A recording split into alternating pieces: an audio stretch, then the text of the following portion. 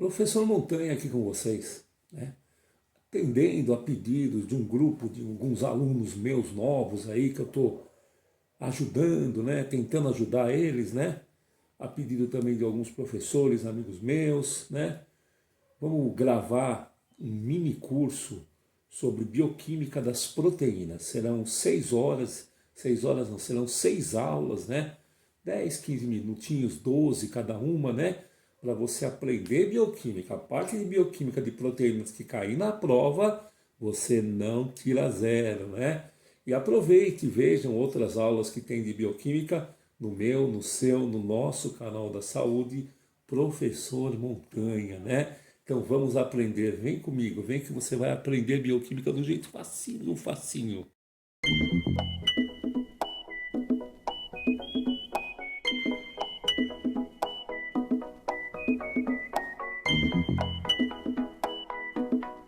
As proteínas são compostos nitrogenados. No nosso organismo, as substâncias químicas são formadas por carbono, oxigênio e hidrogênio, a sua grande maioria. E quem são elas? Os carboidratos e os lipídios. Tanto os carboidratos quanto os lipídios estão relacionados com o processo de formação e armazenamento de energia para as diferentes funções orgânicas, enquanto que as proteínas estão muito relacionadas com a estruturação, com membrana de célula, com ação de célula, então um pouco diferente de carboidrato e de lipídio. E apenas nas proteínas e alguns compostos não proteicos que nós temos o nitrogênio. Então, carbono, oxigênio e hidrogênio são característicos principalmente de carboidratos e de lipídios. Já carbono, hidrogênio, oxigênio e nitrogênio nós temos nas nossas proteínas. Então vamos começar, conversando um pouquinho sobre esses compostos nitrogenados. Entre esses compostos nitrogenados, nós temos os proteicos e os não proteicos. Os proteicos são as proteínas, que são compostas por estruturas chamadas aminoácidos, que conversaremos num outro momento, um pouquinho mais para frente nestas nossas aulas. Eu gravarei 4 ou 5 aulas de 15, 20 minutos cada uma, para não cansar o aluno, né? Então, essa é uma pequena introdução, um momento inicial, e aí veremos mais detalhadamente quais são estes aminoácidos. Vocês vão ver que eles são divididos em essenciais, que são aqueles que o nosso organismo não fabrica. Nós temos que obtê-los obrigatoriamente da alimentação. Enquanto que os não essenciais são aqueles que nós conseguimos bioquimicamente sintetizar. Pois bem, o nitrogênio também está em elementos não proteicos, como as porfirinas, que a gente vai ver principalmente na área relacionada com hematologia, e as bases nitrogenadas, que estão no DNA e no RNA. O DNA e o RNA são formados por bases nitrogenadas do tipo púrica e do tipo pirimídica. Então vejam, quanta informação, quanta coisa, São coisas relacionadas com o sangue, são coisas relacionadas com o DNA, o material genético, coisas relacionadas com a hematologia, mas devagarzinho a gente vai compreender com muita clareza. Por enquanto, qual é o primeiro conceito inicial? O primeiro conceito é que temos nitrogênios nas proteínas e elementos nitrogenados que são não proteicos. As proteínas são compostas de aminoácidos. E quais são os componentes não proteicos? As porfirinas e as bases nitrogenadas. Quais são as bases nitrogenadas? Vocês lembram? Adenina, citosina, guanina, uracila, timina, Algumas são púricas e outras pirimídicas. Nós veremos qual é a correlação entre elas em alguns momentos.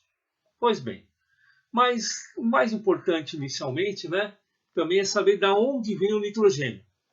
O nitrogênio é o principal componente do ar atmosférico.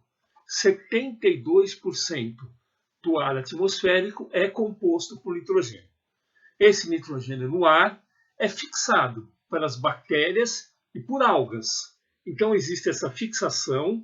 Essas bactérias e algas produzem dentro delas mecanismos bioquímicos, que transformam esse nitrogênio em nitratos e nitritos. E o nitrato e o nitrito no solo são absorvidos pelas raízes da planta. Lá na planta, nos vegetais, a gente já tem um metabolismo bioquímico dentro de suas células que sintetizam, que produzem os aminoácidos. Aí o que acontece? Nós, animais, ingerimos as plantas, né, como consumidores, e aí conseguimos colocar esses aminoácidos para dentro do nosso organismo. É claro que também, né, nós somos carnívoros, os seres humanos. Então, a gente pode ingerir, sim, aminoácidos que foram ingeridos por outros animais. Então, quando a gente come um filé de frango, um bife, né?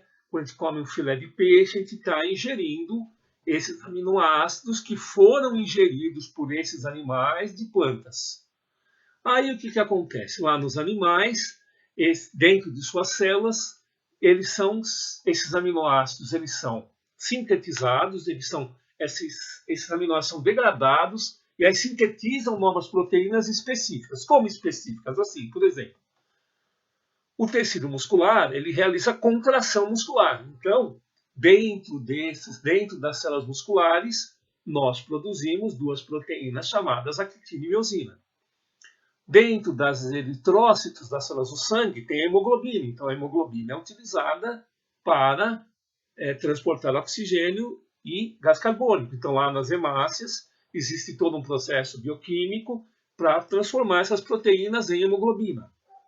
Existe também, por exemplo, algumas células que produzem anticorpos. Então, essas células, os anticorpos são proteicos, né? Então, essas células do sistema imunológico também desenvolvem certas reações bioquímicas que transformam esses aminoácidos que foram ingeridos por animais ou por plantas, e nós acabamos ingerindo em proteínas específicas do sistema imunológico, que são as imunoglobulinas. Pois bem, essas proteínas, depois utilizadas, elas são degradadas, e essa degradação forma principalmente dois compostos, que são eliminados pela urina. Um deles é a ureia e o outro é o ácido úrico. Depois de eliminado, né, essa ureia no meio ambiente ela se transforma em amônia e retorna à atmosfera, reiniciando o ciclo. Esse é o ciclo do nitrogênio na natureza. Já já nós veremos como é que esse nitrogênio se comporta dentro do ser humano. Então, quando a gente ingere a proteína, ela passa para o nosso tubo digestivo, o que é que acaba acontecendo lá? Então veja agora, né? Veja agora. Dentro lá do nosso organismo, o que é que vai acontecer com o nitrogênio? Pois bem, quais são as nossas necessidades de nitrogênio? 1 grama por quilo de peso ao dia. Então, todo dia, se você pesa 100 quilos, você precisa de 100 gramas, né, desse nitrogênio. Esse nitrogênio que vem, né, na forma dos aminoácidos que estão na proteína. Lá no nosso tubo digestivo, essas proteínas são hidrolisadas. Como é que é o processo de hidrólise? O processo de hidrólise consiste em eu colocar uma molécula de água entre as ligações entre dois aminoácidos, uma proteína. E à medida que eu coloco essa molécula de água, essa ligação entre dois aminoácidos se quebra. Essa ligação chama-se ligação peptídica, nós também veremos com calma, né? Essa ligação é quebrada e os aminoácidos são separados. Como é que é essa hidrólise? Né? Como é que essa água chega na ligação peptídica? Essa água chega na ligação peptídica através das enzimas do nosso tubo digestório. Já devem ter ouvido falar da pepsina, da tripsina, da quimiotripsina, das proteases, das carboxipeptidases, colagenases, elastases. É um conjunto de enzimas que tem ao longo do nosso tubo digestório e que caracterizam cada uma das nossas secreções do tubo digestório. Então, por exemplo, né, lá no nosso estômago tem a pepsina. No nosso pâncreas é produzida a tripsina, a quimiotripsina, a elastase. Lá no suco entérico, já lá na região do intestino, nós temos proteases, colagenases, polipeptidases. Então, é dessa forma, estas enzimas facilitam que a molécula de água ligue-se na ligação peptídica e os aminoácidos são separados ao longo do nosso tubo digestivo. E por que eles têm que ser separados? Para a gente poder absorver. Então, Depois que a gente transforma essas moléculas grandes de proteínas em pequenas, elas são absorvidas. Todas as células vivas do nosso tubo digestório são capazes de absorver os aminoácidos. Lembrando que alguns aminoácidos eles só vêm da alimentação, são chamados essenciais. E aqueles não essenciais são aqueles que a gente consegue bioquimicamente fabricar dentro do nosso organismo. São aminoácidos dos tipos mais variados. Nós veremos leucina, isoleucina, ácido glutâmico, vários tipos de aminoácidos.